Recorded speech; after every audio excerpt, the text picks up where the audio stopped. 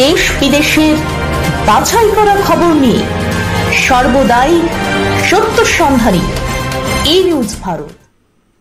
নমস্কার, ই নিউজ ভারতে আপনাদের সকলকে স্বাগত। শুরু করছি ওয়েদার আপডেট। ঝড় বৃষ্টির ছায়া কিছুটা কমলেও বাংলার আকাশে নতুন করে অস্থিরতার পূর্বাভাস। আবহাওয়া দপ্তর জানাচ্ছে, উত্তর পশ্চিম ও পশ্চিম মধ্য বঙ্গোপসাগরে নতুন এক নিম্নচাপ গড়ে উঠতে পারে, যা ক্রমশ শক্তিশালী হয়ে রাজ্যের বিভিন্ন জেলায় ঝড় বৃষ্টির তীব্রতা বাড়াবে। বঙ্গোপসাগর এবং ওড়িশা উপকূলবর্তী সমুদ্র এবং এই অঞ্চলের মৎস্যজীবীদের জন্য সতর্কবার্তা জারি করা হয়েছে। পাশাপাশি উত্তরবঙ্গের উপরে মৌসুমী বায়ুর প্রভাব রয়েছে, যা জলপাইগুড়ি, আলিপুরদুয়ার সহ পার্শ্ববর্তী এলাকায় ভারী বৃষ্টির পূর্বাভাস দিচ্ছে।